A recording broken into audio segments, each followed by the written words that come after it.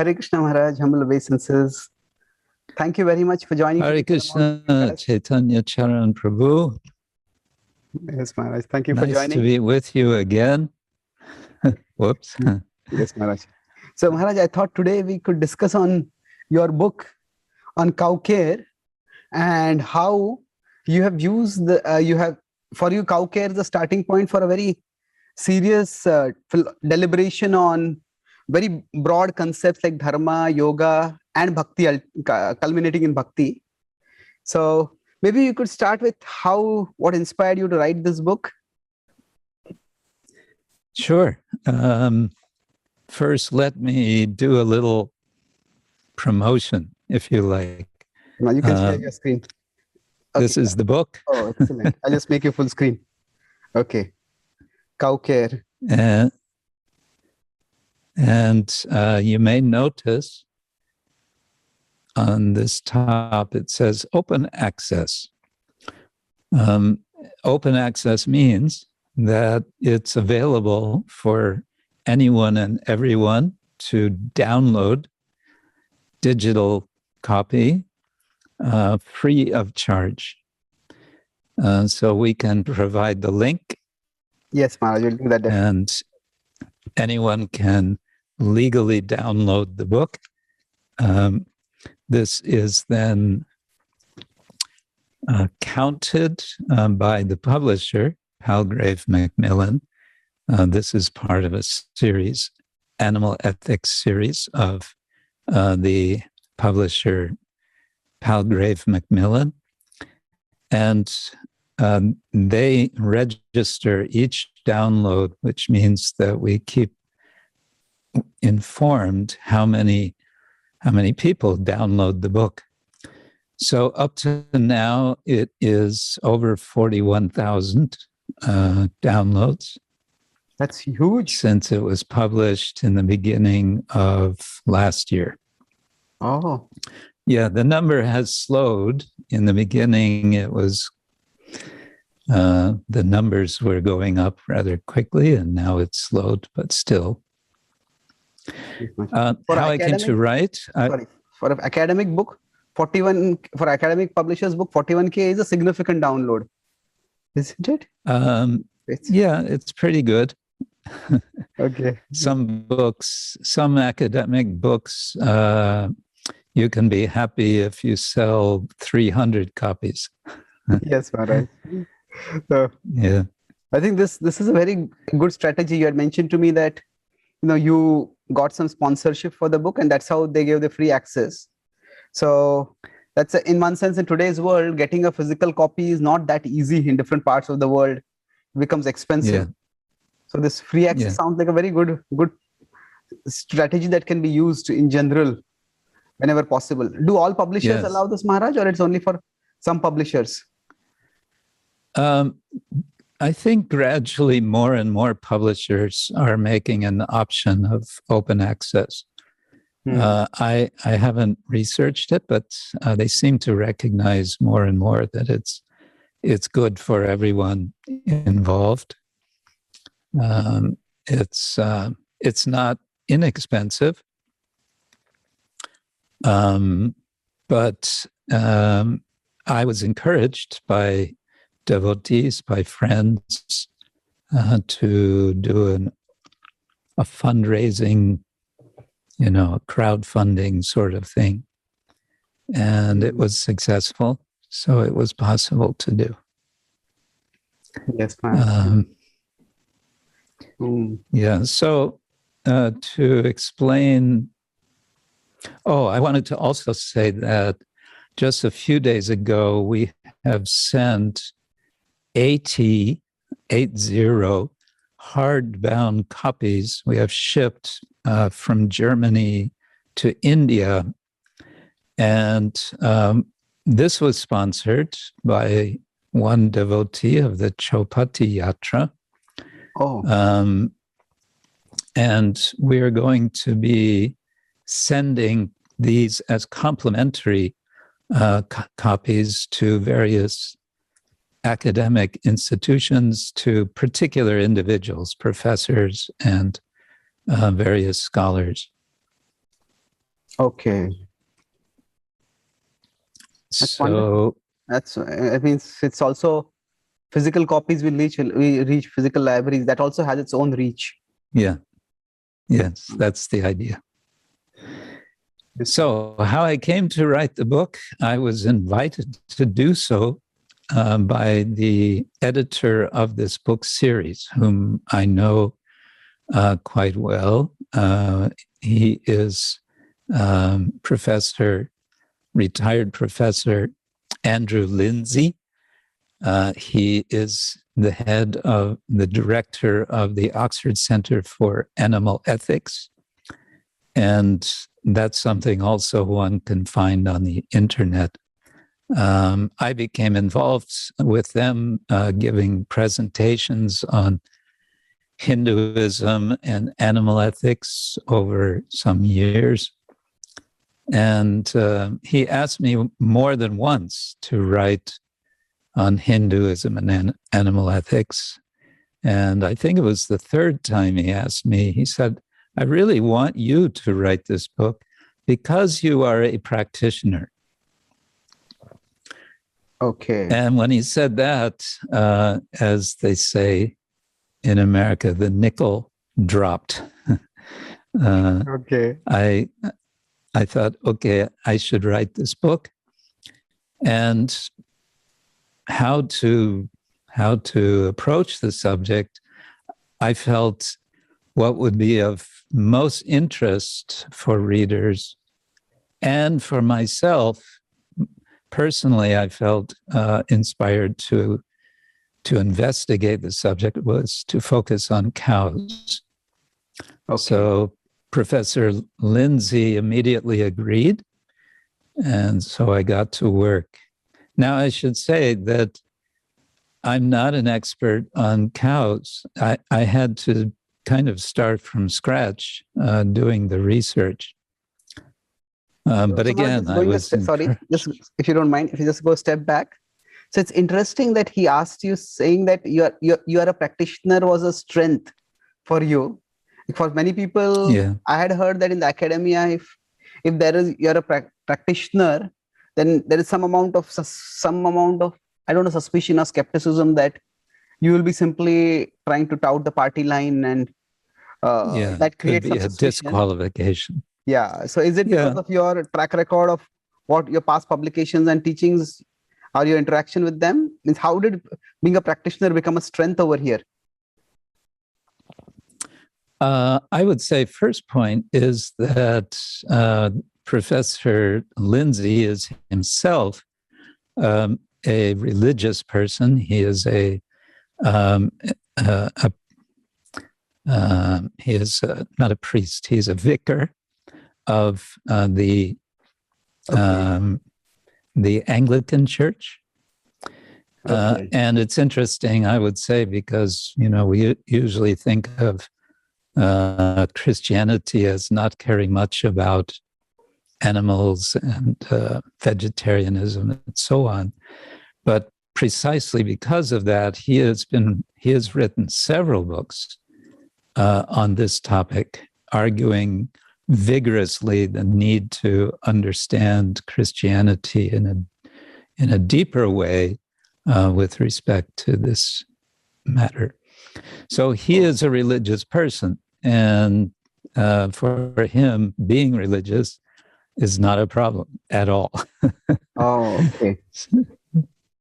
And so I would say that was the main point.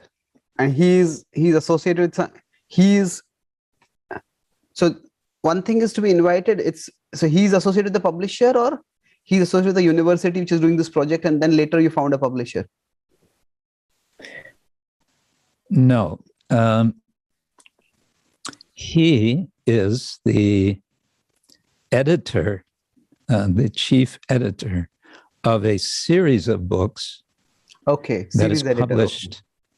Yeah, he's a series editor. This publisher publishes several different series. This is one series called the Animal Ethics series. And he is the editor. He is one of two editors of that series. Okay. And so he is this is part of his job, is to find new authors to add to his series. So it works like that. Okay. And it was also interesting. This is an academic press, which means that there's peer review of the manuscript. Actually, 2 times. First, there's a peer review of the book proposal, which I received.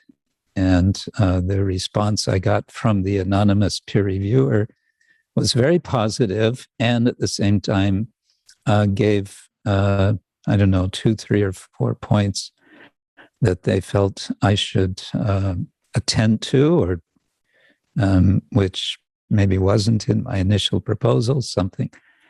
And then when the manuscript is finished, you submit to the publisher, and then it goes through a second peer review. Now they have the full manuscript. But in my case, it actually didn't go through second peer review. It simply went to the editor-in-chief of the series, namely Professor Lindsay, and he looked through it, and then he just gave his green light. He said, "This is fine. just publish it." And so the production manager, or the other editors, they said, "Okay, he says it's good, so we take it." Oh, so that also speaks to the caliber of your book then, that it could go that fast forward. Yes, Maharaj. So, well, I think it speaks for Krishna giving his blessings. Oh, yes.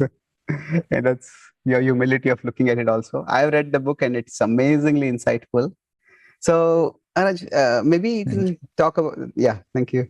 So maybe you could, among the many things that I appreciate about the book is that you give a historical and scriptural overview of cow care. You talk right from the Rig Veda about how cows have a significant position in the broad Vedic tradition, and then especially in the modern times, how it has become, cow care has become quite, we could say, embroiled in many things other than cow care now. And yes, you could put it that way. Yeah. So it is even especially, although I lived in India, I had no idea about all the complex, you could say, political forces that had shaped the vision of cow care. So yeah, how would you like to go ahead? I would like to. Cow care itself is an important topic, but the way you have analyzed it is from a broad ethical, very broad perspective. So maybe we could start with how cow care is perceived. It's quite a polarizing perspective. For devotees, cow signifies, cows are dear to Krishna and their protection is the highest importance. And many Hindus share that concern. But even in India, yes, there is you could say the political left, especially, which is aggressively against cow care. And yes, in India, in fact, especially in South India, there are various places where there are beef eating festivals where they specifically just defy, they do that. And they consider that as their inalienable right. And also in the West, sometimes the Hindu religion or the broad Vedic path, one of the ways of dismissing or deriding it is these people worship cows and drink cow. They don't even use the word cow urine, they use the cow pee, the P word. So it's a very, in one sense, a volatile subject. So how did this become so volatile? Maybe you could trace that history a little bit. Okay, briefly, yes. I think we have to see it all in the context of the development of an identity, a national identity in late 19th century India. Okay. leading up ultimately to independence from the British, but also continuing because I think Shivatsa Goswami, the very nice scholar devotee of the Radharaman community, when I interviewed him, we were talking about this, and he said actually, the colonial period did not end in 1947. Rather, it started in 1947. Really? Yeah, that is a strong. I have heard that colonial mentality has continued to some extent, but started in 1947. That's a strong statement. What did he mean by that? Yeah. Well, he likes to say things, shocking statements. Okay. I think his point is that the influence of the West really got moving after 1947. The cultural influence, maybe the political presence of the British ended, but the cultural influence really got into motion, not just in India, but globally. Okay, that's another topic, but the cow protection movement, as it came to be kind of officially known, begins in the late 19th century, in the 1880s, and it begins somewhat ironically, I would say, particularly, and I discuss this in the book, with Dayanand Saraswati writing a pamphlet on this subject. And what I mean by ironic is that he gets it printed.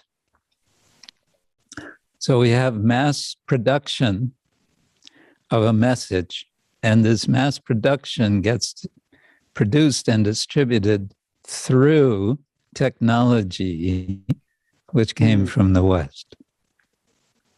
Okay.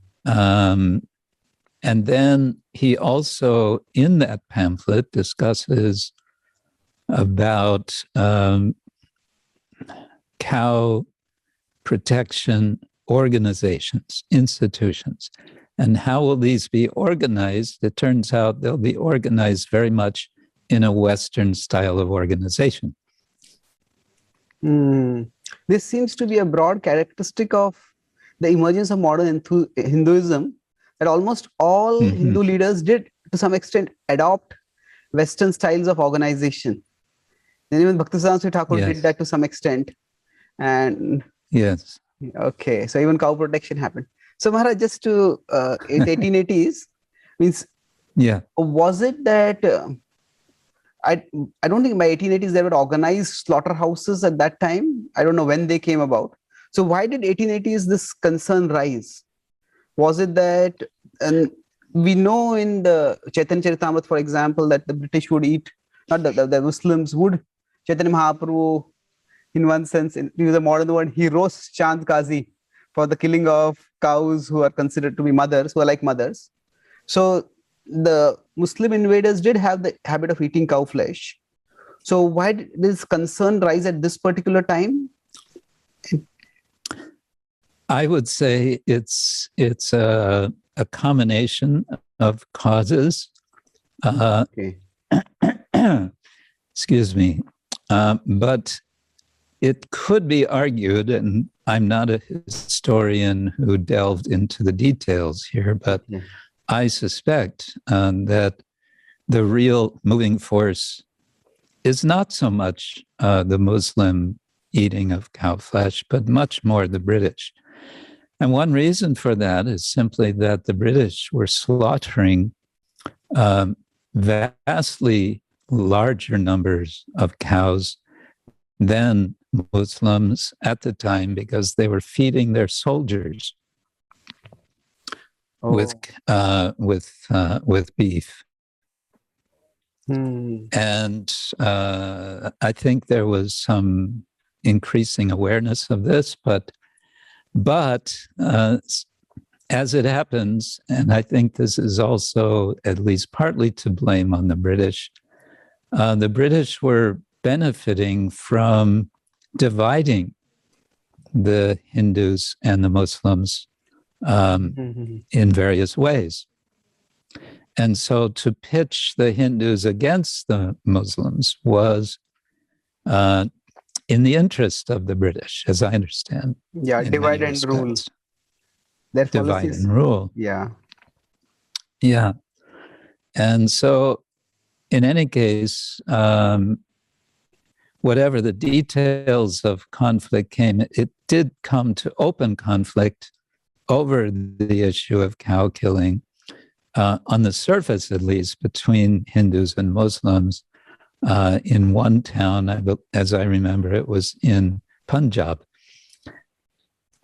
And by this time also, I think we have to be aware that the distribution of information, the media was becoming more accessible, so that what happens in Punjab soon becomes also known in other parts of India. At the same time, in what was the year 1888, the Indian National Congress is established. 1885, I don't remember. Sometime in the 80s, the Indian National Congress is established. And there's a lot of maneuvering going on amongst Indians, Hindu, Muslim, and so on, for presence, political presence. Okay. And one thing that the Hindus are looking for is something to unite them under the banner of what, since rather recently, is being called Hinduism. The term Hindu we see already in Chaitanya Charitamrita, and it's always in contrast to Yavana and so on. They don't use the word Muslim. However, Hinduism, this idea starts manifesting first in the 19th century.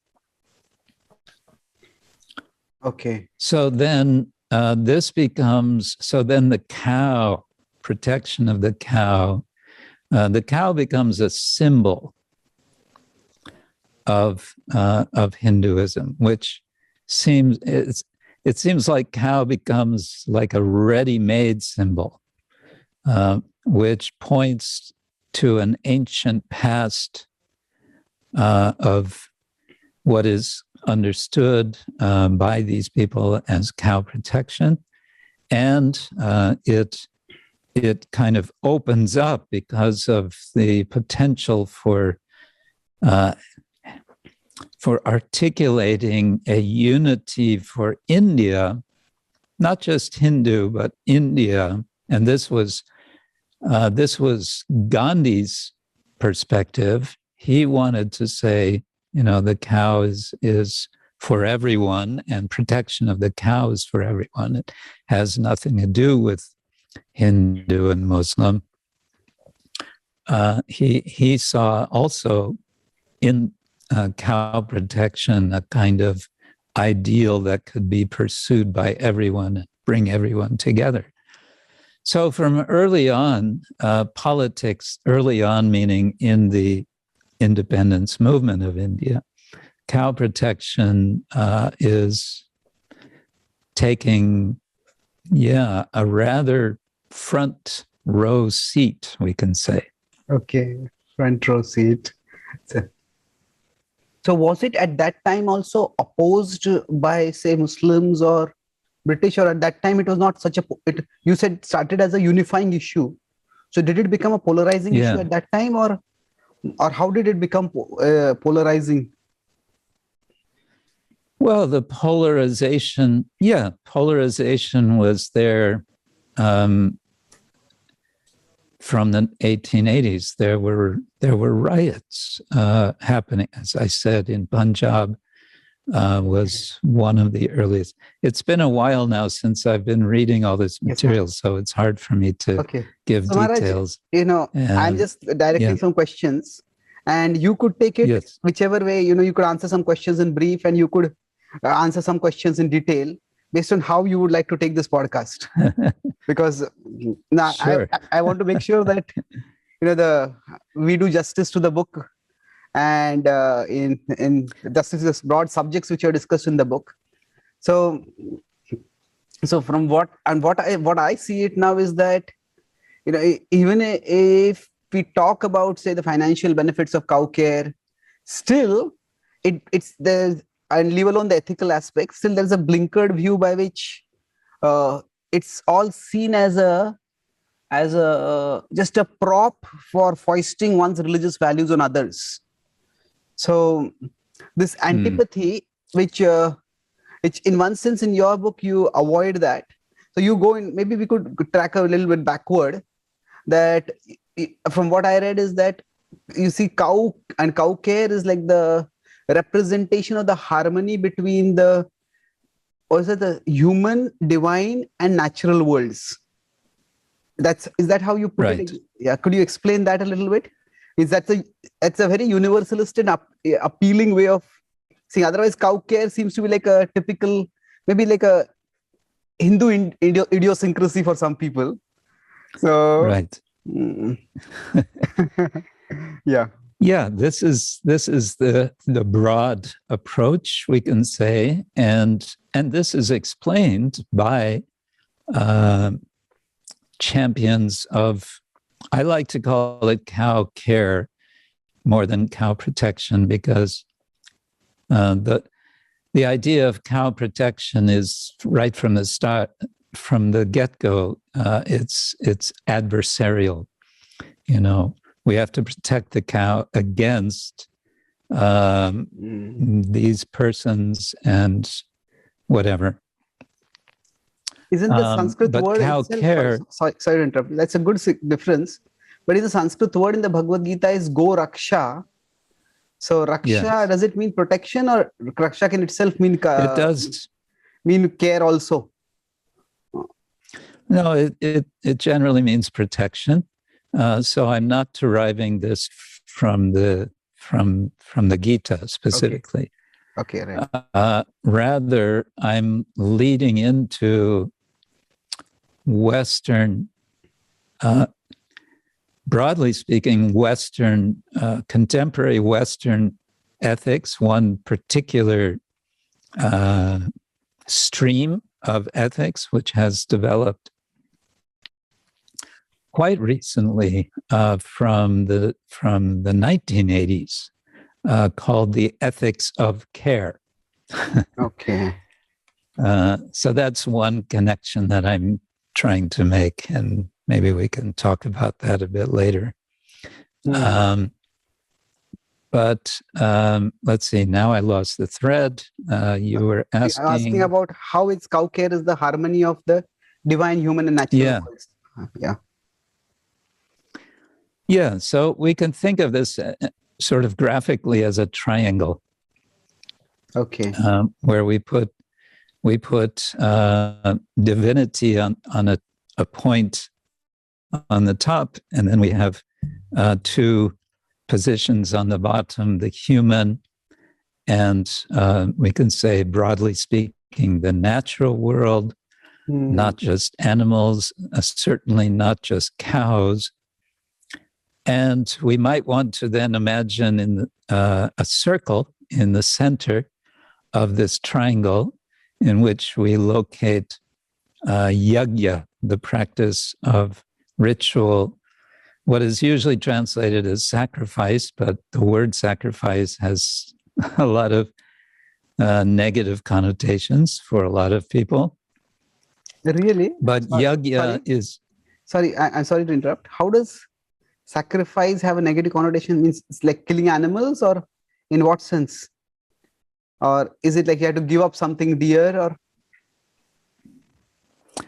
so many ways. I think that's another topic. okay, fine. I didn't know about the negative connotation of the word. Okay, fine. Yeah. Please go ahead, Maharaj. So if we put let's just use the word yajna. Yes. And say, if we put that in the center, then that takes us to much of what Lord Shri Krishna is speaking about in Bhagavad-Gītā, especially in the 3rd chapter of the Gita, about the cycle of sacrifice, in which all that is beneficial for human beings is achieved through sacrifice. Saha yagya prajashishva purovacha prajapati anena prasavishyadvam eshavostvishta kamaduk. Yeah. Kamaduk is, you can say, wish-fulfilling cow. Yes. And how is sacrifice performed? It's generally considered from the ritual texts that an essential item is ghee, or ghruta in Sanskrit. And what is ghee? It is clarified butter. And what is butter? It is churned from milk, from cow's milk. And so cows are very much linked to sacrifice, to the sacrifice, and also to those who perform the sacrifice, the Brahmins, and with the higher powers who are overseeing nature. And I'm using that term higher powers to keep it slightly on the side that may make some people less nervous than if we just say God. Yes. The divine world reciprocates, and how does it reciprocate? By bestowing all things necessary from nature to human beings, and therefore there is well-being for nature and for human beings. So like that, and that's all described in the chapter 3 of Bhagavad-Gītā. So that triangle I was speaking of, I think this can be one way of understanding how, in particular, cows are taken as valuable. That's I think, and there's another way to understand, which I appreciate, jumping ahead in historical terms. I mentioned Gandhi before, Mahatma Gandhi, Mohandas Karamchand Gandhi. I discuss him also in the book as part of this movement to popularize cow protection in the modern time. And one point he makes, which I find, which I appreciate, is that he says it is through the practice of cow protection, it is through caring for cows that human beings establish a right understanding of their relation to all other beings, all other animals. Because naturally we ask, why cows? Why not goats? Why not why not tigers or pigeons or whatever? And he's saying that through the practice of protecting and caring for cows,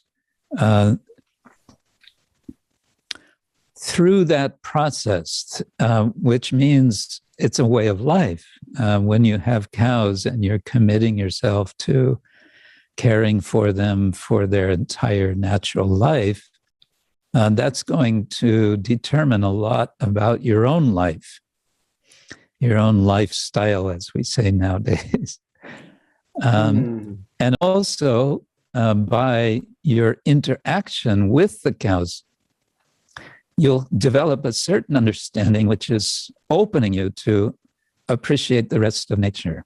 One thing that I learned from interviewing persons who take care of cows, something I heard repeatedly, was that you come to appreciate the individuality of the cows. Each cow has a personality.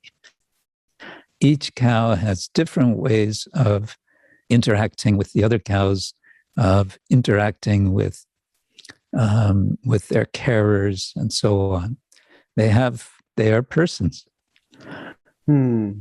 So through that activity, that not just activity, but way of life, I would say, I think it's a valuable insight that Gandhi gave, that through cow care in particular, we open ourselves to a proper way of relating with the rest of nature, the rest of God's creation, one might like to say, like that.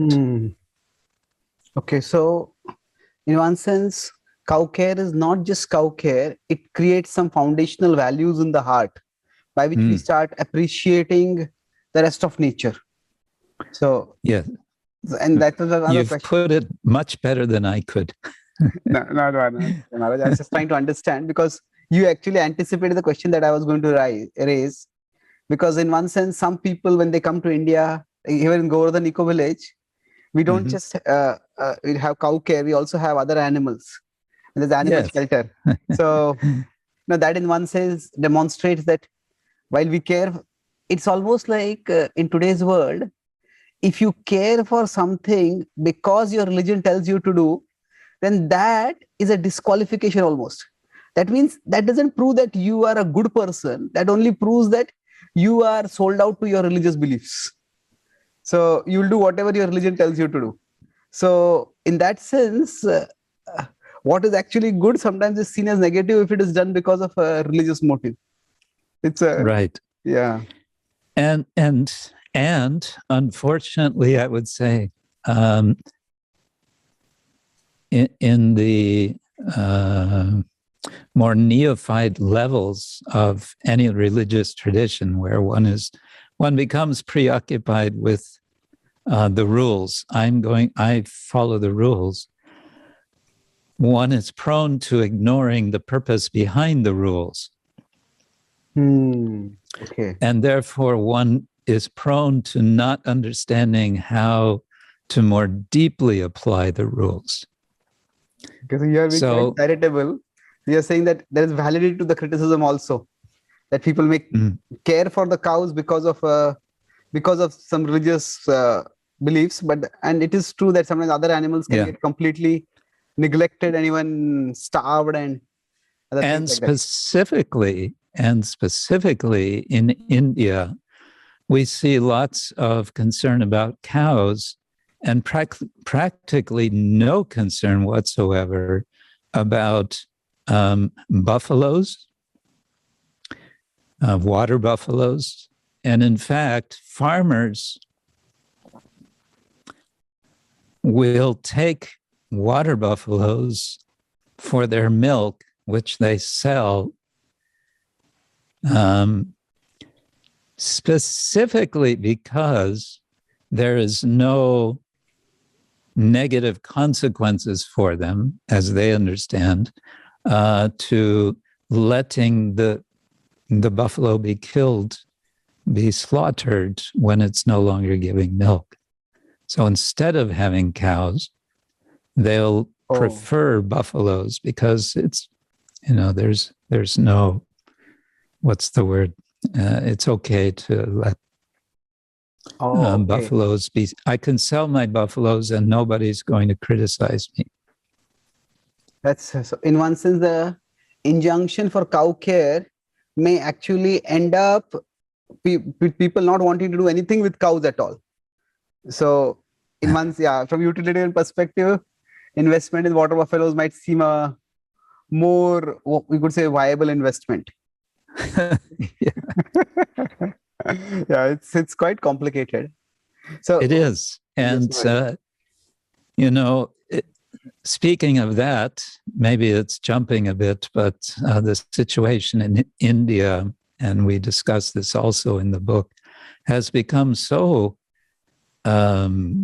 paradoxical in this regard. There's high respect for cows on the one side, and on the other side,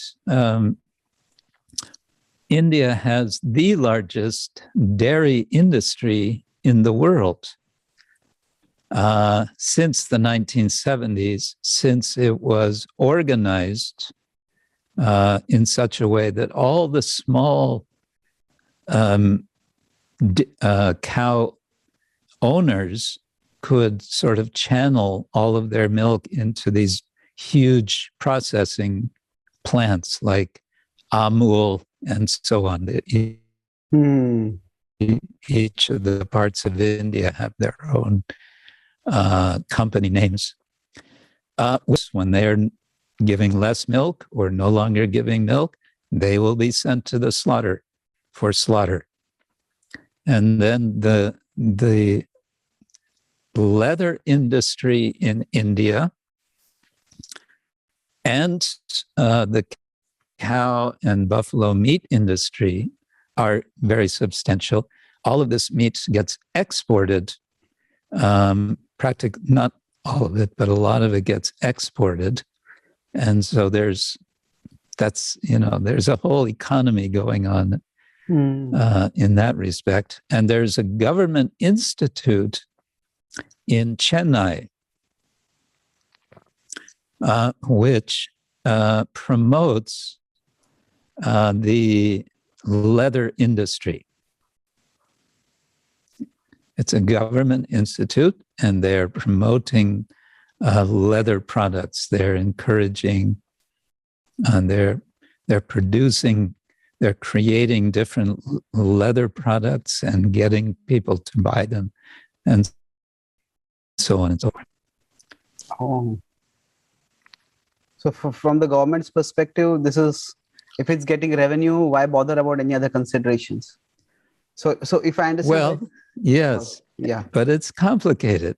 Speaking of the government, I met about 2 years ago, I was able to meet Shrimati Maneka Gandhi in her office in Delhi. She is a central government minister, and she has been working for animal protection for many years. And in our meeting, which went longer than was scheduled for, she was very kind to give me more time than she had initially given. Practically the whole time, she was just complaining about the government that she works for. Oh, really? Saying that, on the one side, so many things are being said in favor of animal protection, but on the other side, there's the ministry, this ministry and that ministry, which is promoting, the leather industry and the milk industry and so on, and the beef.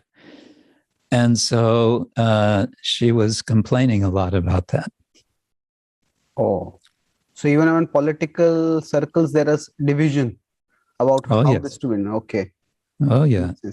And specifically, I mentioned this is all the leather, and most of the meat is being exported. And that means it's bringing in foreign exchange. And who can say no to foreign exchange in India today? Yeah. Oh God. So this perspective of what going back to a little broader philosophical perspective. Yes, I like to get back to the broader perspective. Yes. So you talk about this how cow care is a beginning of harmony with the natural world, and then this perspective, it is very appealing to current Western concerns about animal ethics. So has this been presented? I mean, how has the response been to this? How did you, in your book, address the challenge of this is not just a religious concern, this broader perspective you presented, and then what has been the response overall to it? Truth be told, I haven't gotten a whole lot of explicit response. So far, I have to the book. There have been two book reviews, academic book reviews that I know of. They've both been positive.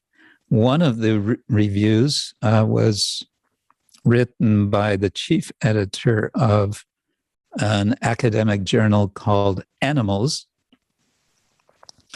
which is not, it's not pitched, this journal is for, I don't know, it's multidisciplinary apparently, and it's pitched for all kinds of people who are dealing with especially the animal industries. And he gave a review of the book, which was, how to say, it was positive, and at the same time he said it was like, this is a very interesting perspective to consider. Maybe we can consider to change our economic models in such a way that this could be actually followed. It was kind of like that. He was very generous, and at the same time saying, well, that's one perspective. Okay. The other review was by a Vaishnava practitioner scholar, so it was quite positive. But beyond that, I have to say, I haven't received direct response from people. Sometimes these things take time, and of course, just writing one book is not in itself necessarily going to change very much. But there's what we call the trickle-down effect. One hopes that some minds will be inspired, persons who will give such ideas further to a wider audience, perhaps a more, in popular writing and so on. But it's so I'm putting in my 2 cents worth in the form of this book, and hoping that it will get some positive response.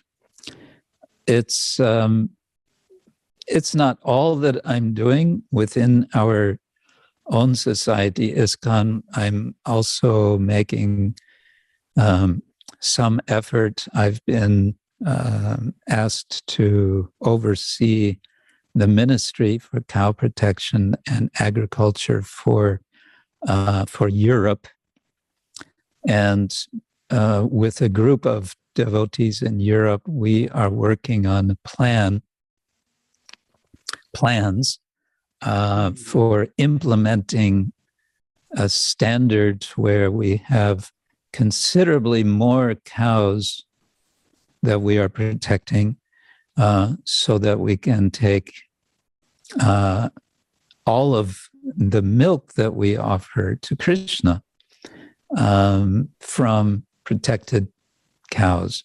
Now, but this is taking, you may think, taking us away from what you're asking, which is, what about a broader reach of this, a non-religious reach?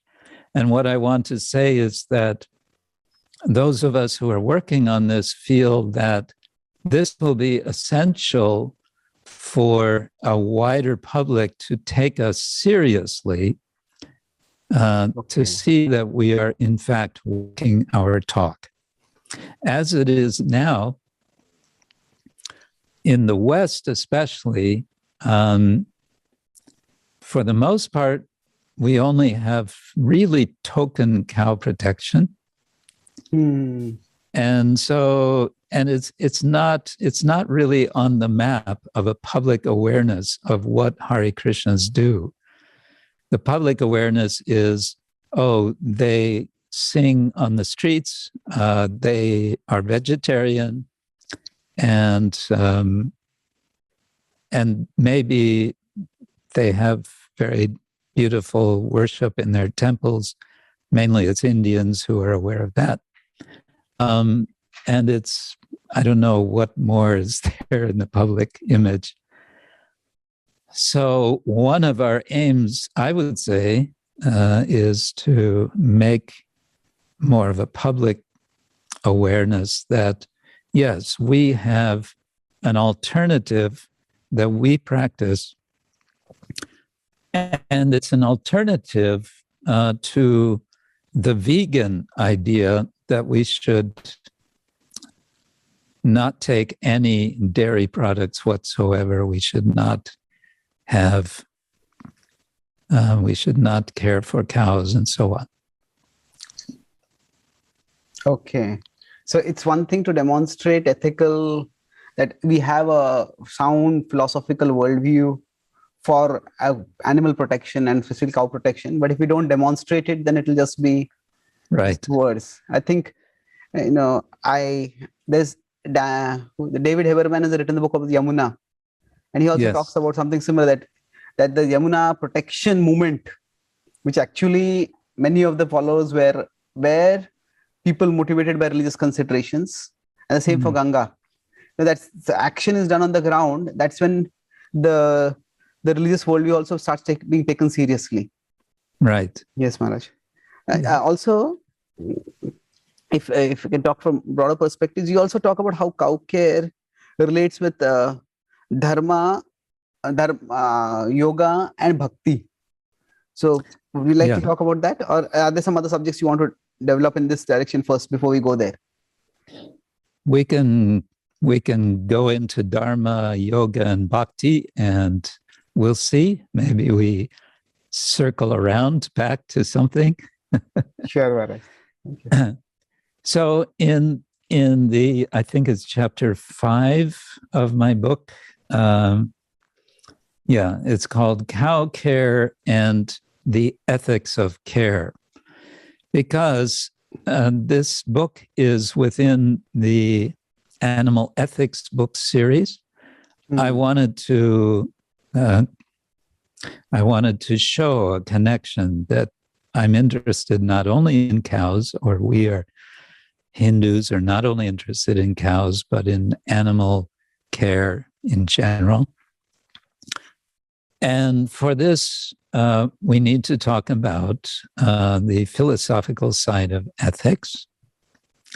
And for this, I'm introducing terminology and practices and culture which are very foreign to Westerners. And I want to try to see how we can bring the two discourses together. Okay. So I talk about Dharma, and then I talk about yoga, and then I talk about bhakti, and how these are related. And I conclude with a discussion of what I mentioned before, the ethics of care.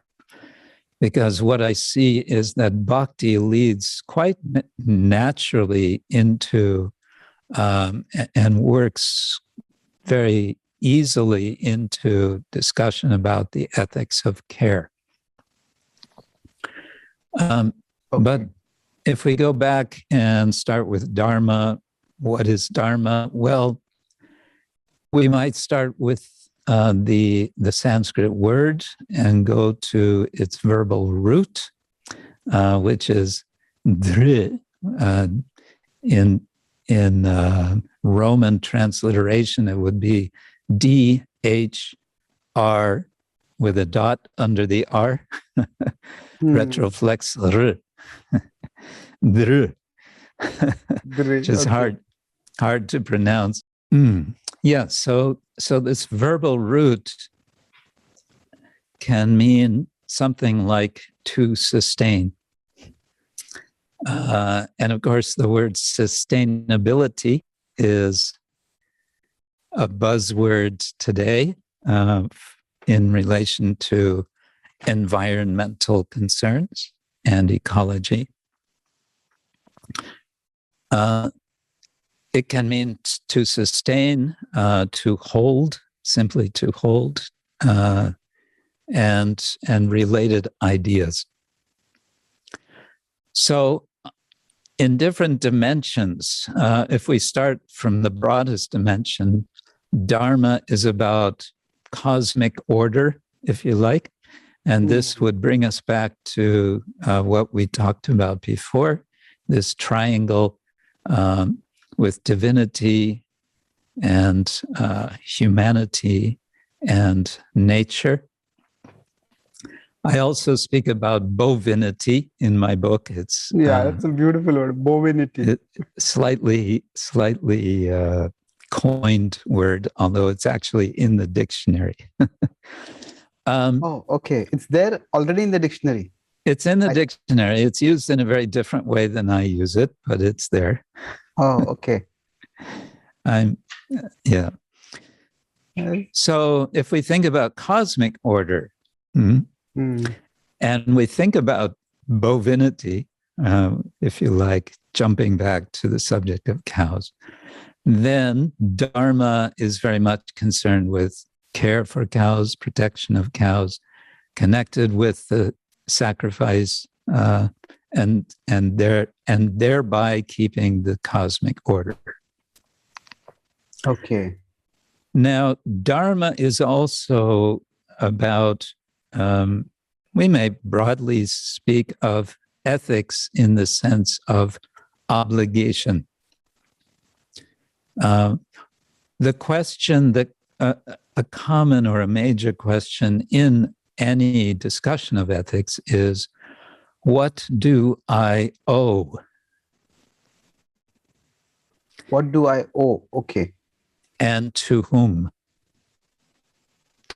And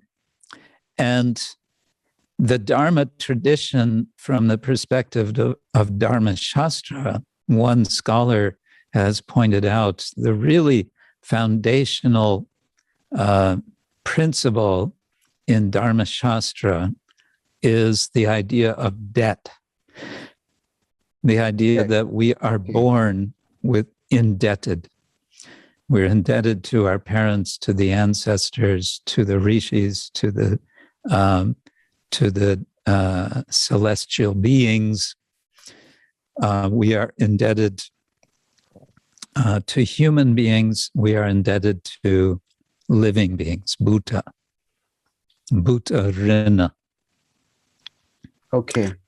And so what I call in this chapter, that aspect of Dharma, settled duty, and that which we understand as soon as I'm born, I have obligations. That's one aspect of Dharma. And it connects to this broader sense of order, that I, as a human being, have certain obligations. And those obligations extend beyond simply relations to other human beings. Okay.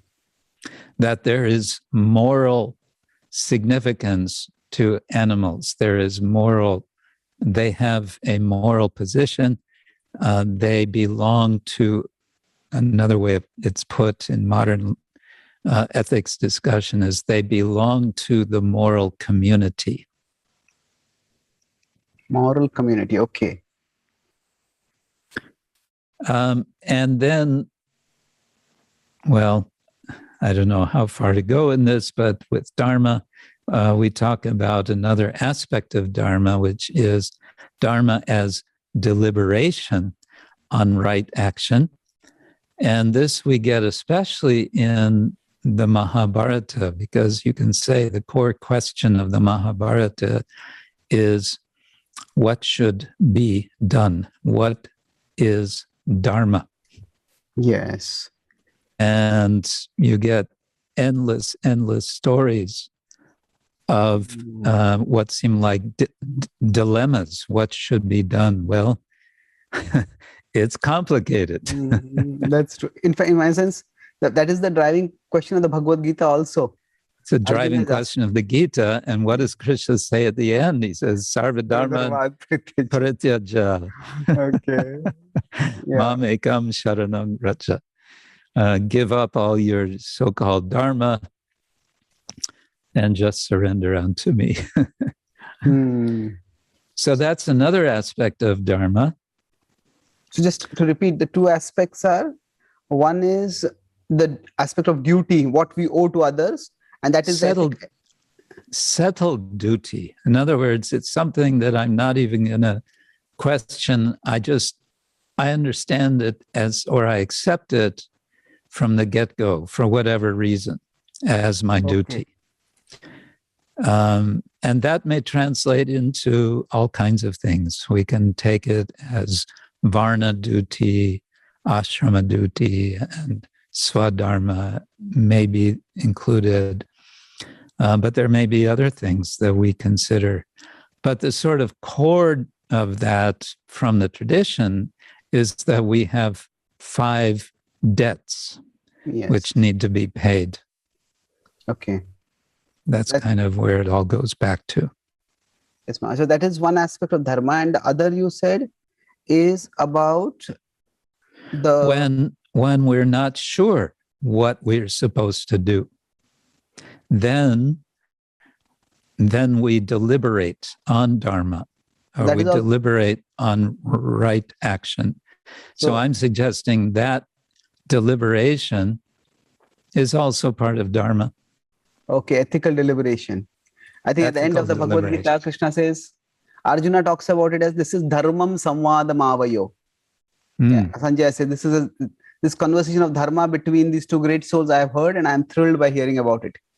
So, yes, and Krishna tells Arjuna, now deliberate, isn't it? He says, now you decide what to do. Oh, okay. So dharma, in that sense, is a nice, it's a broad thing where we are clear, doing what is clear to us.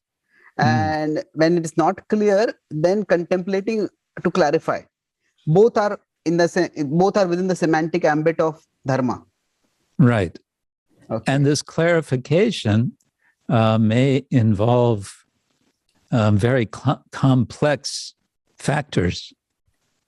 Yes. And the example that I'm giving is from the Manu Samhita discussion in chapter 5 about what is edible and what is not edible. Because if you look closely at that chapter, it's actually rather confusing. It seems like Manu is saying one thing, and then it seems like he's saying the opposite. Okay. And I discussed that in an earlier chapter in more detail, but I bring it up again here and refer to the commentary of one Mimamsaka person, Medatiti, from the 10th century.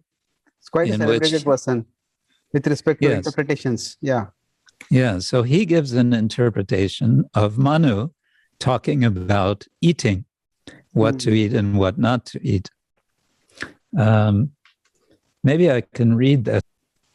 So this is an explanation. This is a kind of citing, not direct quote, by Donald Davis, who explains this. Killing and eating meat in specified contexts is legally permissible, according to Manu. But the law does not stop there. Instead, a fully hermeneutic understanding of law demonstrates that the law calls on us to abstain from the actions for the great rewards, quote unquote, that abstention brings. Both are the law, Dharma. But the Dharma that produces higher reward is to be preferred over that of mere acceptability. And then I go on to explain that higher reward, this sounds very kind of self-centered, that by giving higher reward, Dharma Shastra urges us to think more deeply and to understand ultimately that actually it's a higher moral position to refrain from eating meat. It's not just better for me to not eat meat, whether physically or morally, but it's just better. It's a higher position moral. Okay. Yeah, so Dharma as deliberation, and then we have a third aspect of Dharma, and that is Dharma as cultivation of virtue. Maharaj, just 1 minute. Yeah.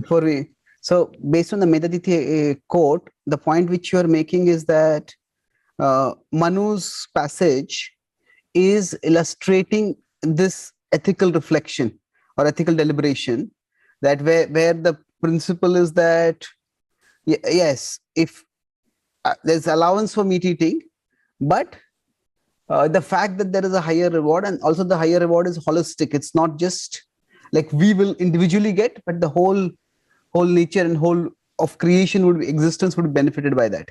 Is that the point you're trying to make through this? Yeah. So that's a specific example of deliberation on Dharma as deliberation, okay, where we find what seems to be a confusion, possibly two different messages in Shastra, because someone may say, well, I just follow Shastra. It's very simple. Dharma is very simple. I just follow Shastra. And so Dharma is only about settled duty, period. And what I want to say is, well, it's not quite that simple. Dharma is more than that, because if you want to understand Dharma more deeply, to do the right thing for the good. When we speak of ethics, we're speaking generally of two principles. What should I do, which is what is right for me to do, and then what should I do to bring about good? Okay. To bring about good. And this is the Western terminology. So anyway, deliberation is part of Dharma. That's all I want to say. And this is a nice example of it in the context of animal ethics, because what is the whole problem? The problem is that human beings think the vast majority of people think it's completely normal and proper and even religious to eat meat.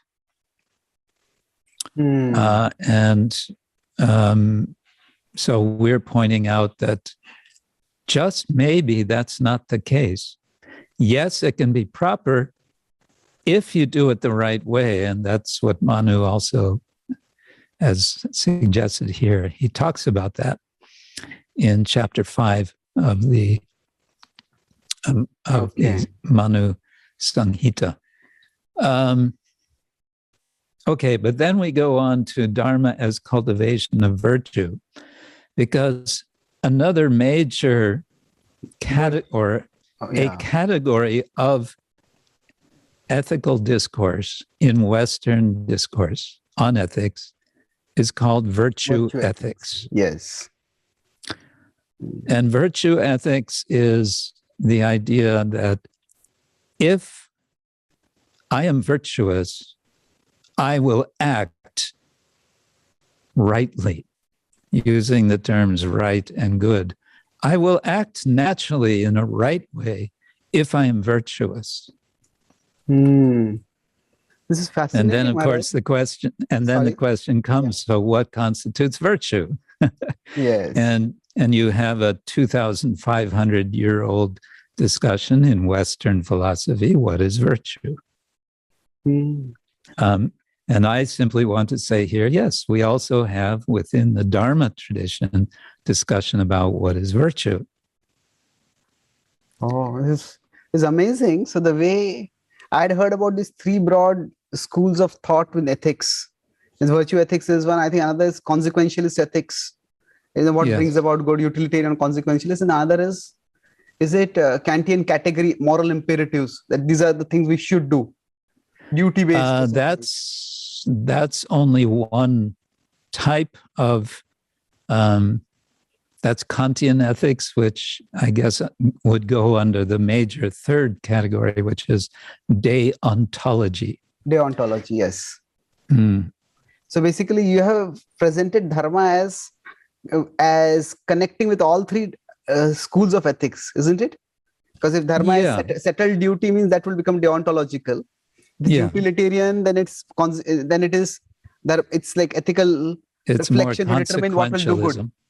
Consequentialism. And then virtue ethics is Dharma is they're all concerned with what is right in order to get what is good. That is common to all the three types of broad categories of ethical discourse. But yes.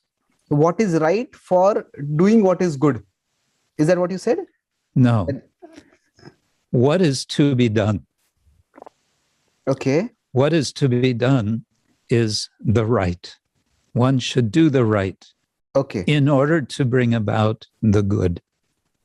Okay. Makes sense. Yes. And maybe as a footnote, but I mention in the book, I refer to Shyam Ranganathan, a professor in Canada who teaches Indian philosophy. He talks about ethics, and he identifies bhakti as a fourth category beyond the three categories of deontology, consequentialism, and virtue ethics. Oh, okay. He says bhakti is a different category. And why? Why is that? He says, because in bhakti, the right is the good. To act in bhakti is itself the good. So it's not that, unlike in the other categories, you're doing something hopefully right to bring about something else which is good. Oh, so this is something like in our tradition, we say that means and the ends are the same in bhakti. Right. Okay. Right is the good. Okay. Anyway, that's a point which I found useful for this discussion. So we're talking about Dharma, yoga, and bhakti, and how these relate to animal ethics. Yes. So you mentioned about Dharma. You just mentioned about, I think we mentioned about Dharma elaborately. So would you like to talk about yoga and bhakti now? Yeah. Yes. So then going on to yoga now. Yoga, I focus mainly on classical yoga as presented in the Yoga Sutras of Patanjali, where we have the famous Ashtanga yoga system as it becomes referred to later. Patanjali doesn't refer to it that way. But in Ashtanga yoga, as is well known, the first two angas are yama and niyama. each of which he breaks down into 5 subcategories. And this, by the way, is not original to Patanjali. It's found also in the Jain tradition. Okay. And I believe also in Buddhist tradition. But the point here is that the very first of the 5 principles of yama, where yama means, broadly speaking, restraint, self-restraint. The first principle is ahimsa, non-violence. We usually translate it as non-violence. And the commentators on the Yoga Sutras, they all agree that this ahimsa principle is essential, it is foundational, it is the root from which the whole process of yoga can develop. Okay. And they emphasize it quite strongly that this is to be practiced by everyone. It is not, in this sense, if we connect again back to Dharma, it's samanya Dharma. It's for everyone. It's not just for persons of a particular varna or whatever. Do the Yoga Sutra commentators define what non-violence is? Do they include vegetarianism or how do they, because Kshatriya warfare is also there, but how do they define it, or they leave it, they don't go into that too much? Patanjali doesn't go into it except in one sense. And I have this quote also. This is on page 179. Okay. And this is Yoga Sutra 2, chapter 2, Sutra 34. To give a slight introduction to this, in Yoga Sutra 32, I think it is. No, 33, he says, and you can read it there at the very top. Whoops. Upon being harassed by negative thoughts, one should cultivate counteracting thoughts. Vitarka vadane pratipaksha bhavanam is the sutra. And then immediately after that, he's giving we would say, a practical example how to do that. And this is these two are kind of favorites of mine. He says, negative thoughts are violence, himsa, etc. They may be personally performed on one's behalf by another, or authorized by oneself. They may be triggered by greed, anger, or delusion, and they may be slight, moderate, or extreme in intensity. One should cultivate counteracting thoughts, namely, that the end results of negative thoughts are ongoing suffering and ignorance. In other words, he's giving a practical mental exercise, because the Yoga Sutras of Patanjali are more than anything else about controlling the mind, restraining the mind, yogas chitta vritti nirodha. So then here he's giving a very practical advice of how to reflect when you notice you're having some negative thought. And he gives as an example himsa. Himsa means violence. So he says, you have some thought of being violent one way or another. And in the Jain tradition, they categorize violence and nonviolence in a radical way. In one of their texts, they have, I think it's 232 or 236 different types of violence to be avoided. Oh, okay. So he's saying, oh, you have some thought of violence.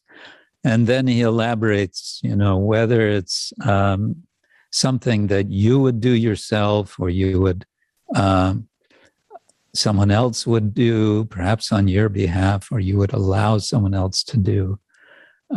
Or if it's something which is triggered by lobha, krodha, or moha, lobha, krodha, moha, purvaka, or even if it's just a slight kind of a violence, or it's a stronger, or it's a very strong violence, in any case, just think what the consequences of that are. Just think of the dukkha, the misery, dukkha ajnana, I forget the term, but just think of the ongoing suffering that will come from that.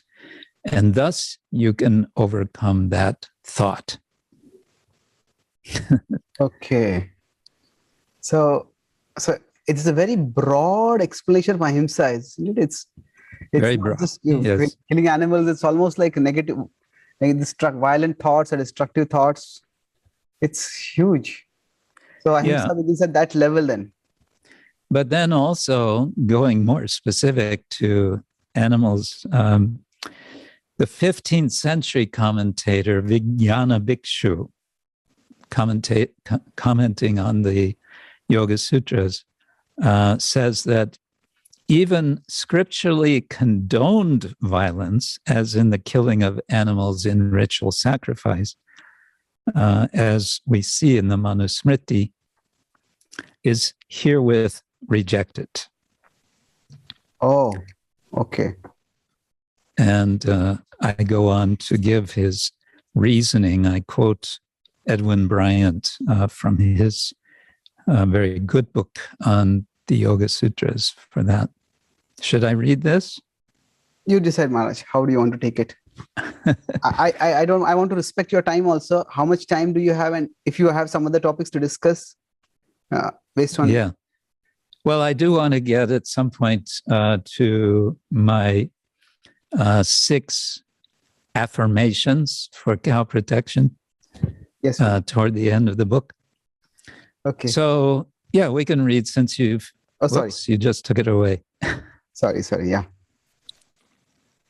Please go ahead. So... Okay.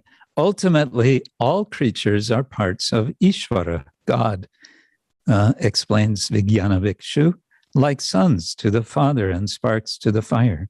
Therefore, violence against others is violence against God.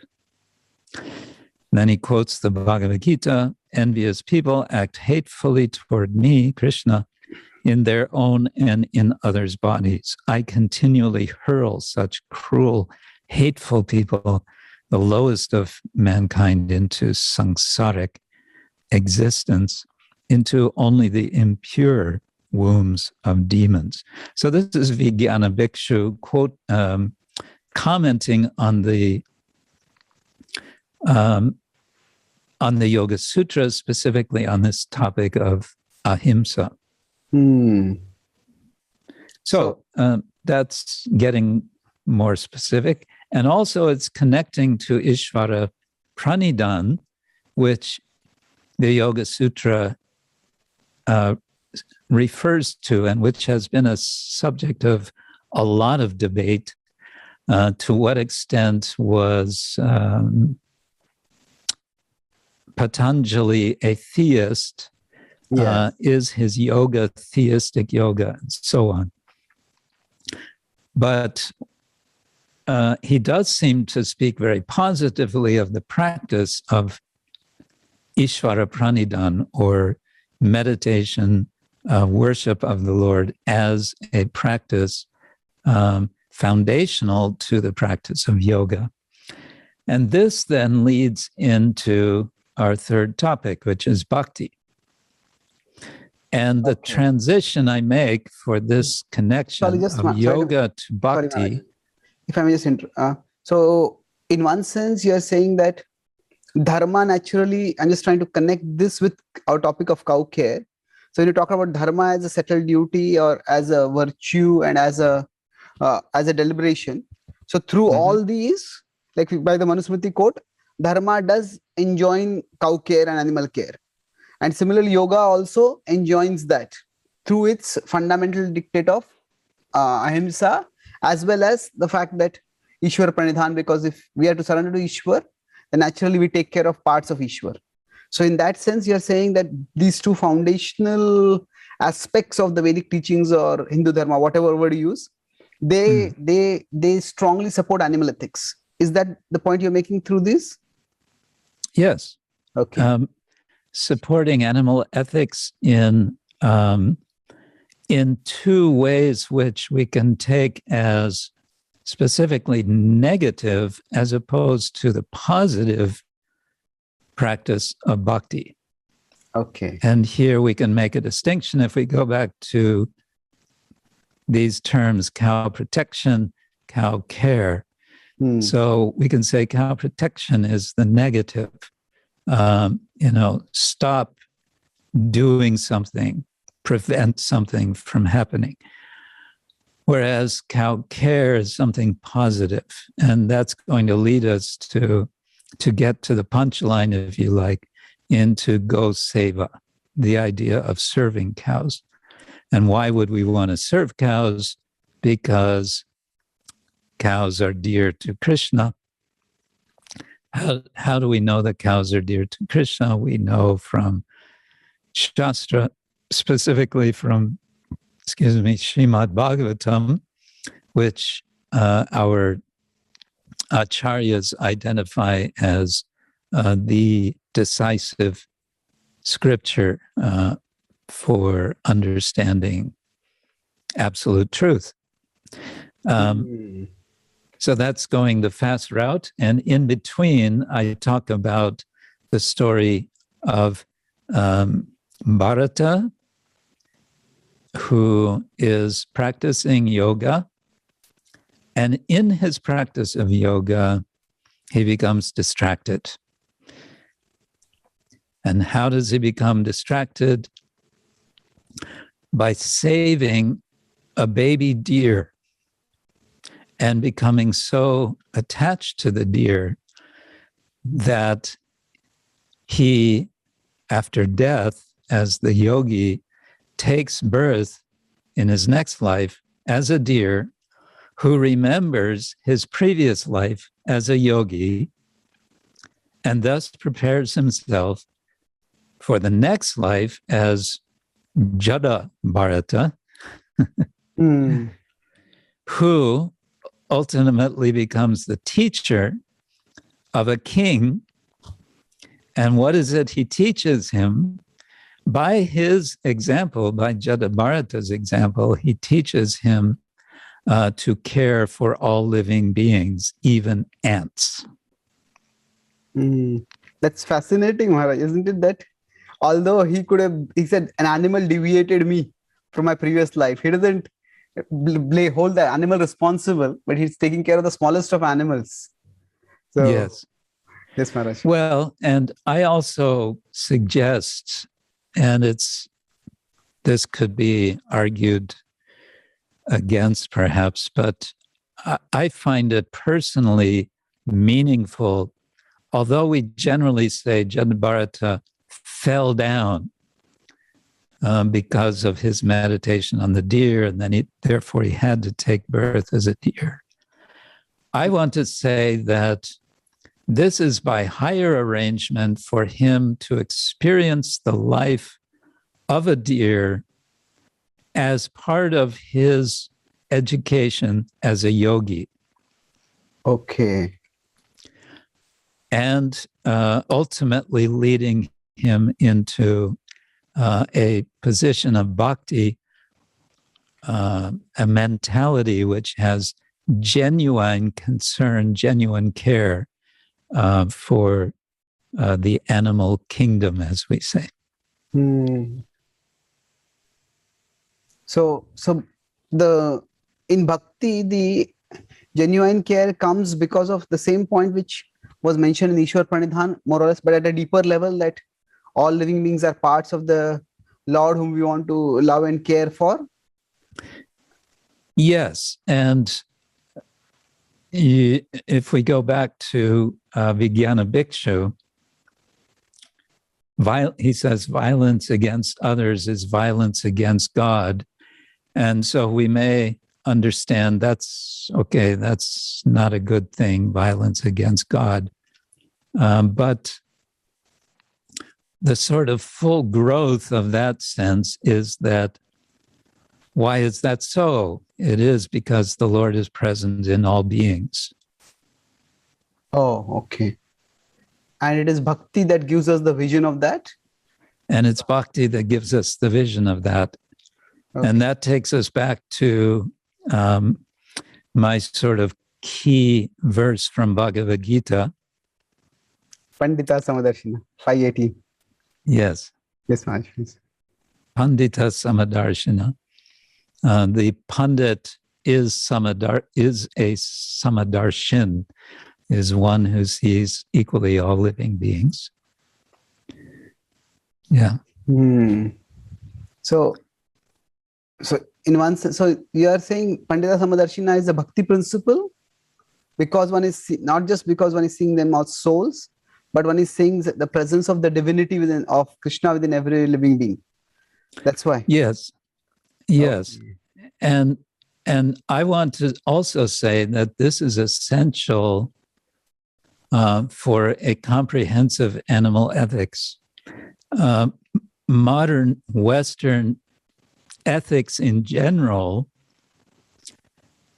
including animal ethics, is sort of studiously avoiding theism or any theistic invocation of higher order and divine will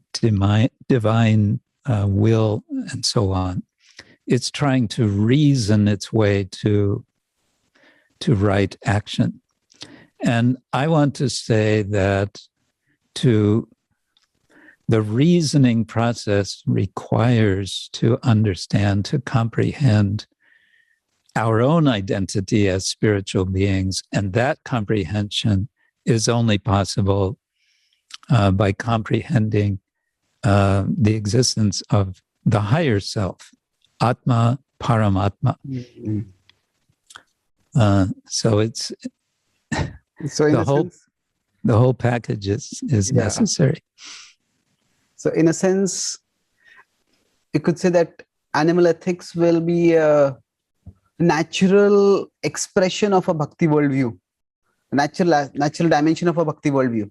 Yes, it naturally grows out of a bhakti worldview. Yeah. Yes, Maharaj. And so in one sense, what Dharma and Yoga enjoin, going back to the earlier point of the right is the, what is that? The right is the good? No, what is the principle? No, that's bhakti. Yeah, the right is the right. Good. The right leads to the good. That is, you can say, Dharma and Yoga. Okay. But in bhakti, right is the good. So in one sense, I'm not sure. I should say, I think Ranganathan would argue that the right is the good. That's also the case in proper yoga practice, but for me, he's not completely clear on that. Okay. Yeah. So overall, this is, in a way, the way you have expanded the topic of cow care. So it's fascinating. I hope that the book gets read widely, and not just read widely, but understood widely also. So otherwise, everything gets, every aspects, especially of religion today, gets put in its own corner and viewed through particular ideological lens, which can be quite sectarian or polarizing. Yes. Yes, perhaps we could end since we did bring up the subject of how cow care in India specifically is so tied into politics, I tried to address this, excuse me, in the 6th chapter, in a section called 6 Affirmations on the Dharma of Cow Care. And I won't read all of this, but I need to explain the context, which is a political context. Okay. I'm drawing from the empirical research of a social psychologist at New York University. I don't know if he is still there, but John Haidt, Haidt, Jonathan Haidt, has written quite extensively on the subject. He identifies initially 5 and then 6, what he calls foundational moral principles of political life. Oh, he's the person who's trying to reconcile conservatives and liberals, The Righteous Mind and other books. He's exactly quite well known, actually. Yeah. I don't know if he's reconciling, but he's showing how people tend to one side or the other in terms of their presupposition, their moral presuppositions. Yeah. Okay. Reconciling is a overstatement. At least he makes the two mindsets intelligible to each other also. Okay, why do people think in this way? Right. Yeah. So these positions, these 6 positions, he divides in 2 categories of 3, falling into the liberal and the conservative side. And each of these foundational principles are expressed in a single word. And so we have, first of all, care. Okay. The opposite of which is harm. A second principle, moral principle, is fairness. The opposite of which is cheating. A third moral principle is loyalty. The opposite of which is betrayal. Then authority, the opposite of which is subversion. Sanctity, the opposite of which is degradation. And a 6th one he adds later is liberty, the opposite of which is oppression. What I've done is taken each of these 6 principles and suggested with what are called affirmations, ways in which we can think about how cow care could actually be practiced and address all 6 of these principles rather than just 1 or 2 or 3 of them, which makes cow care political. Okay. That's fascinating. So the first of these, if I can briefly go through them, I give sort of longer paragraphs for each one, so that's a bit much. But the first is cow care and care. This would be page 240. The first of Haidt's 6 moral foundations is care, the opposite of which is harm. We frame our care practices. Now, I've worded it as it's in the present tense. It's already happening. That's what an affirmation does. Okay. We frame our care practices in the general terms of general terms identified by one scholar, Vasudha ophthalmia in relation to bovines. More specifically, we have instituted a certification system. And I go on to explain this for monitoring to ensure that all institutions and individuals who care for cows and wish to have the monitoring agency's seal of approval must follow minimum standards summarized in the 5 basic rules of the care system for lifelong care of animals. And that's in another section of the book. That's a bit earlier. Okay. Now, yeah, I can elaborate on that. Just generally, I'll say I encountered cases in India where there's a goshala, and the people who are taking care of the goshala advertise themselves as champions of cow care. And then you go and you look at their cows and you see these cows are not being taken care of properly. They're not being fed enough. Or they're not being given any freedom to move around. Some of them are so tied up, so tightly tied. I saw one case in our own institution. I was shocked.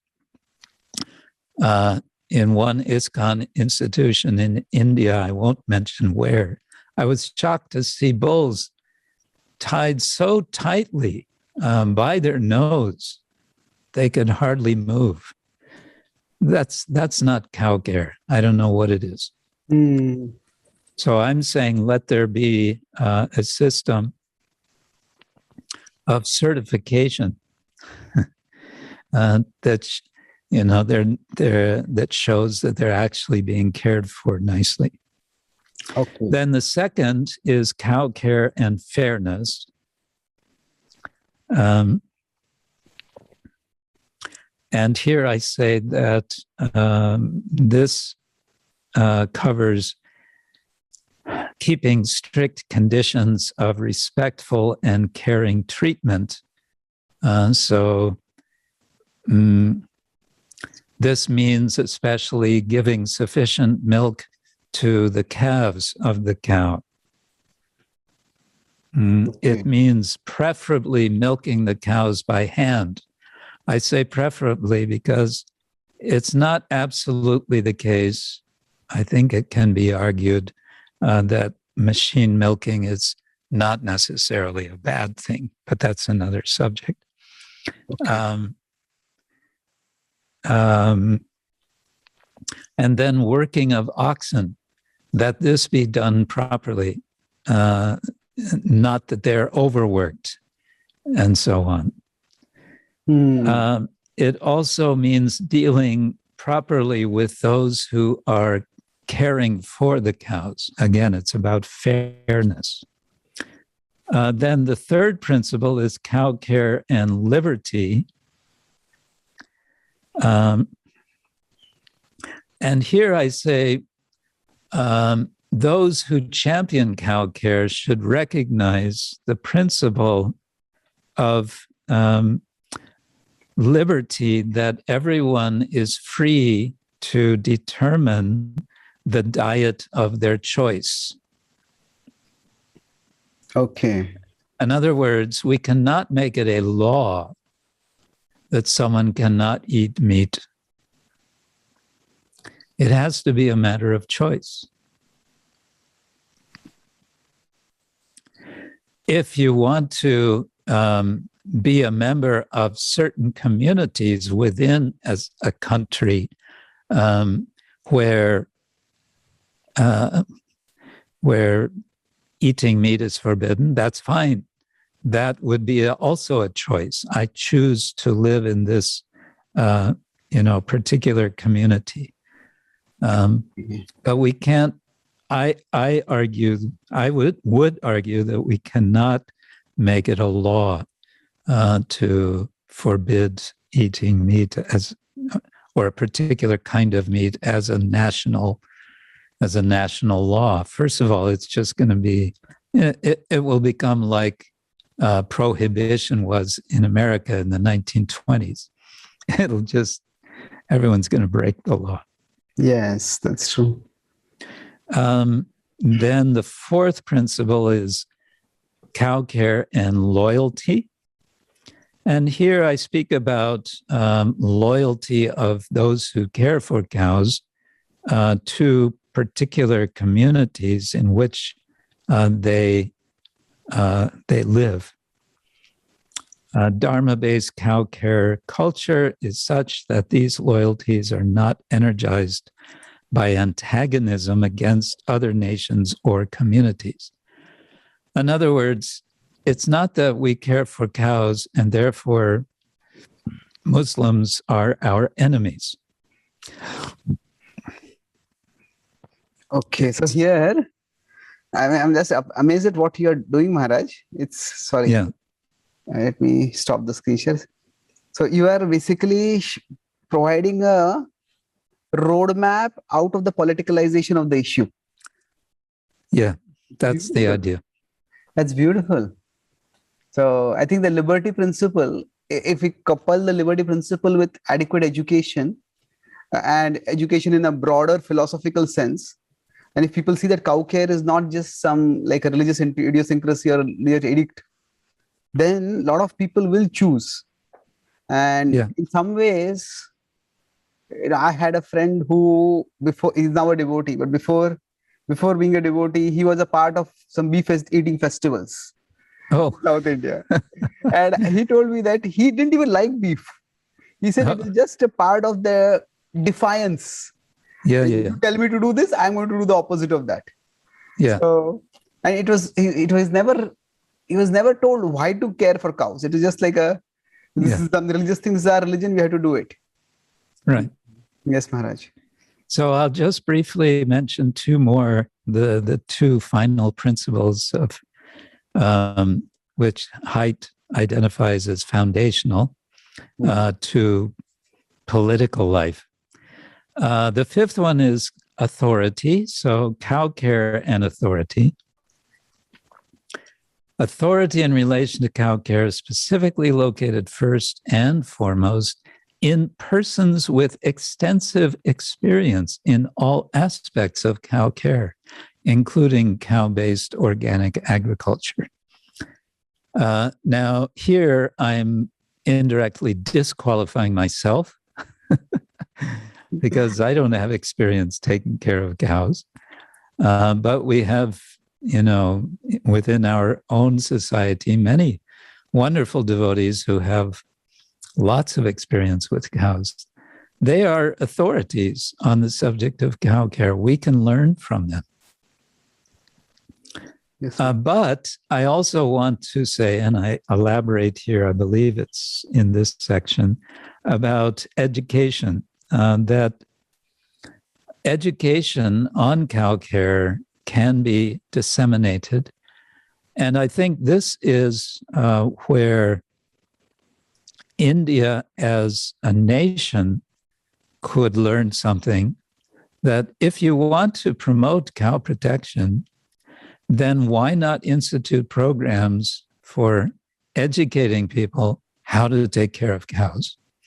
And this is something I have to express appreciation of Maneka Gandhi about. She compiled a quite large book, a manual on how to take care of cows. She brought together writings from many different sources, very practical matters. Her book was 300 or 400 pages long, with lots of illustrations. But she said herself, this is in English, and who in India is going to read this? And I said, well, can't you get it translated into Indian languages? And she kind of threw up her hands and said, I have no resources to do that. So why isn't the Indian government? Why aren't the state governments? And it's the state governments who can make laws against the slaughter of cows. Why aren't those same state governments not making facilitating that her book gets translated and distributed throughout their states. So in one sense, this is so important, because even good-hearted people who want to take care of cows, they may see it as economically unviable, or they may see it as practically not possible. So if the education is provided, And finally, the last one is cow care and sanctity.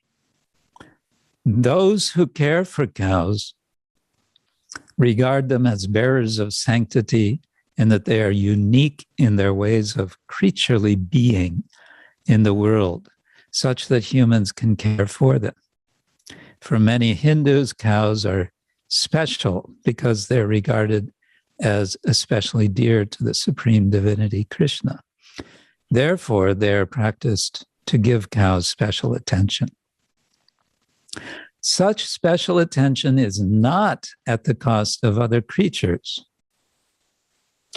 And I mentioned Krishna has a pet buffalo. Okay. Rather, again, and this comes back to Gandhi's comment, Gandhi says, we can realize our duty toward the animal world and discharge it by wisely pursuing our Dharma of service to the cow.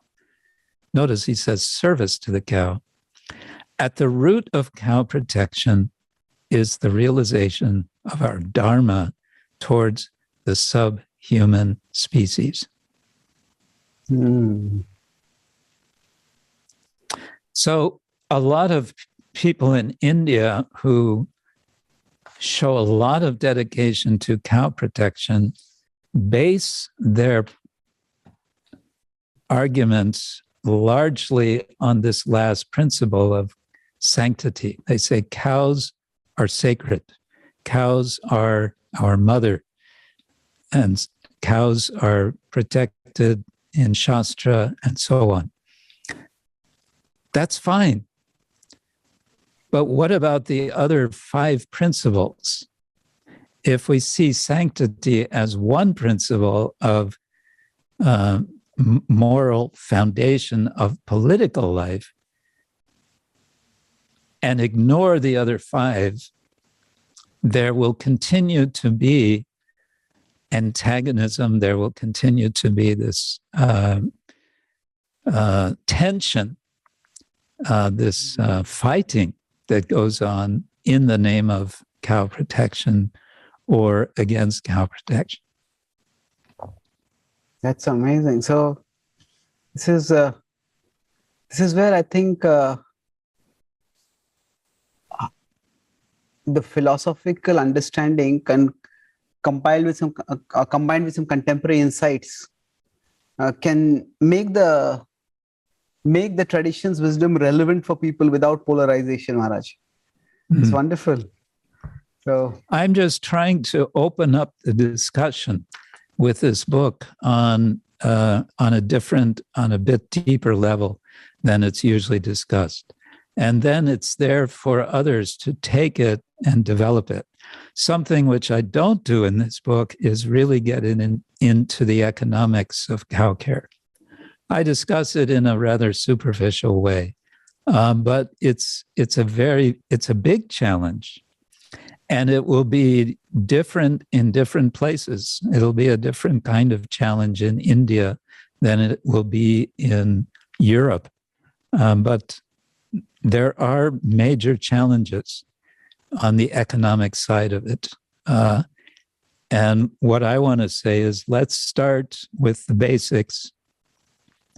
Let's think deeply on the side of ethics. And if we get our ethics right and understand this is the right thing to do, okay, then we can start thinking about discussing, analyzing, researching, experimenting, investigating. How do we do it? Okay, yes. It's in one sense, it's once we have the sambandha, then we can have abhideya. Once we have that conviction of something is to be done, then how to go about doing it. Exactly. Yes,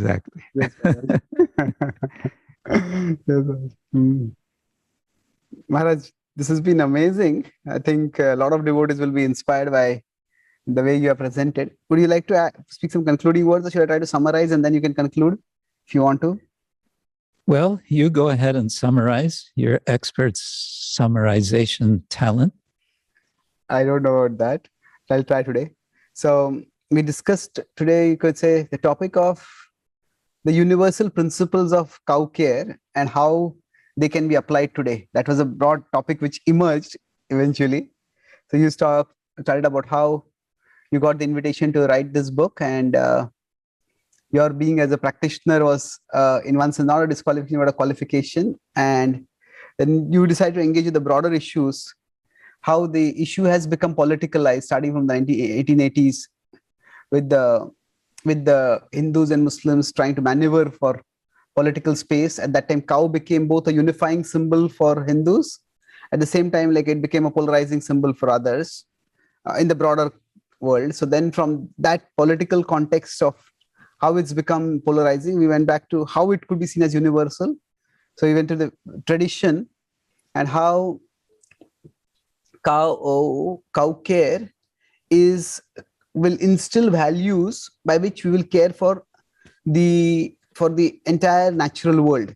The triangle with divinity at the top and humanity and nature as below, and in between is yajna.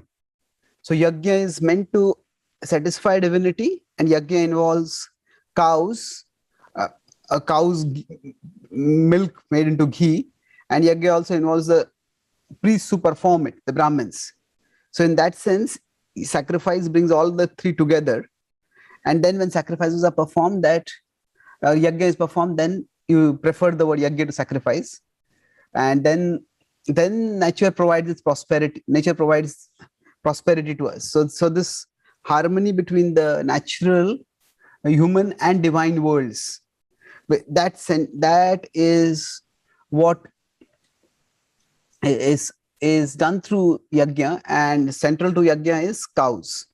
And then we discussed also about how this applies, this unifying aspect can be seen in terms of Dharma, yoga, and bhakti also.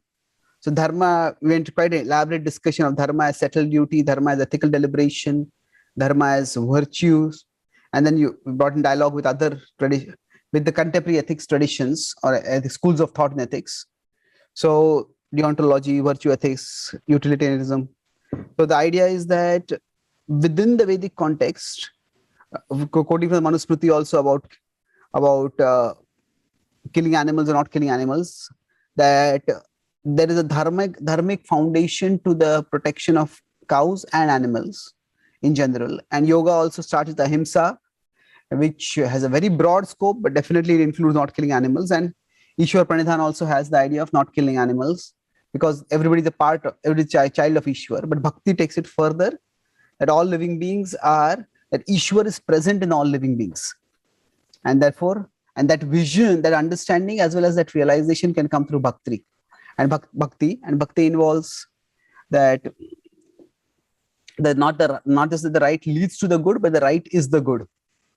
And then I think we came to the how cow, we need to not just talk about it, but also demonstrate it. And you are also doing that through, as the Minister for Cow Care and Agriculture in Europe, to try to establish some systems. And then you have given guidelines, those 6 values or 6 affirmations based on the 6 principles which Jonathan Haidt has talked about. So cow care and loyalty, so cow care and actually and care in general.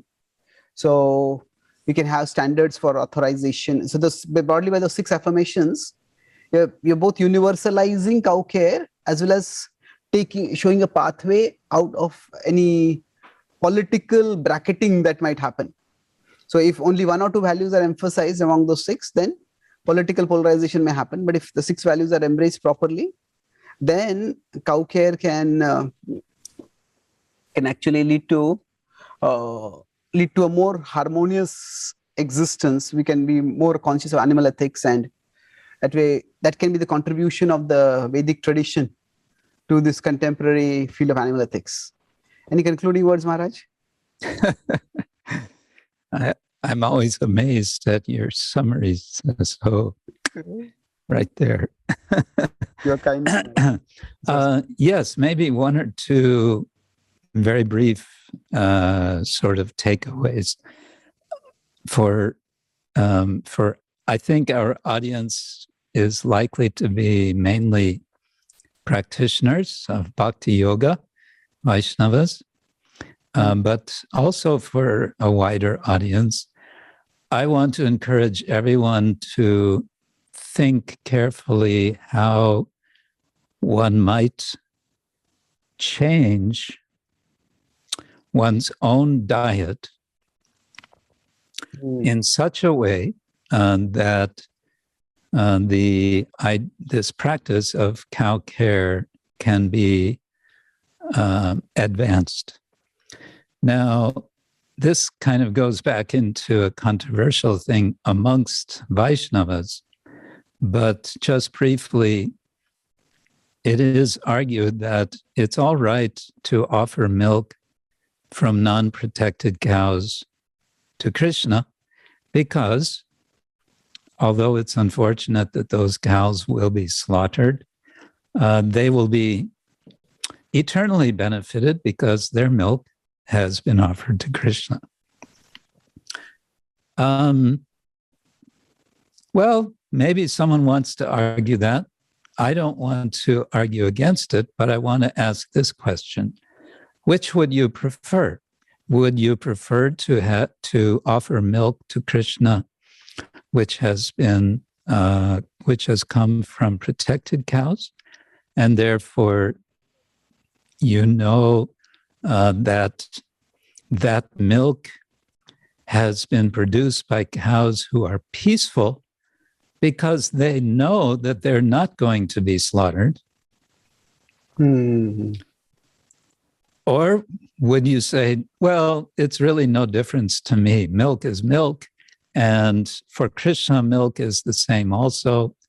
I'll give either milk to my children. Ultimately, milk is milk. Or would you prefer milk from protected cows? I think most, if not all, practicing Vaishnavas would say, well, of course, I would prefer to give milk from protected cows. So if that's the answer, then I would say, why not do something to make that possible? Which leads to my second point, and that is, we all suffer in this world. We all have so many problems, and sometimes life is so difficult. We ask ourselves, how can I overcome this trouble? And sometimes we may go to a senior Vaishnava to ask advice. And sometimes younger devotees, other devotees, come to me as an older devotee with that question. Oh, I have this problem, I have that problem. Everything is going wrong. What should I do? Can you help me? And I have a simple answer for that, which I found to be very effective. My answer is serve cows. Really? Okay. Devotees are taken back. Serve cows? I don't have any cows. How am I supposed to serve cows? That's a detail. Find some way to serve cows. It may be financial service by supporting cow protection. It may be by promoting cow protection on your social media. It turns out there's so many ways you can serve cows.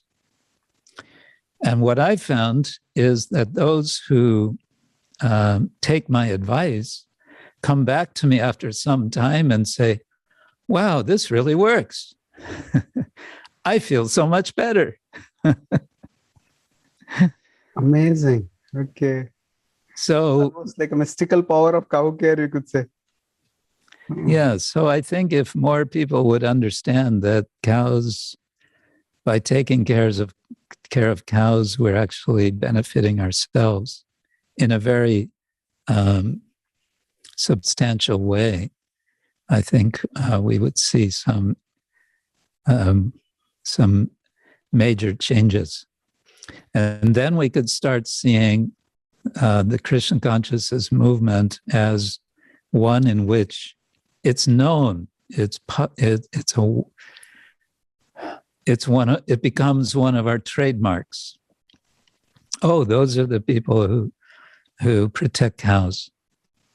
And from that point, people will start to ask, so what is it about this? Why is it you're doing? And so on. And then that starts having a wider effect throughout society.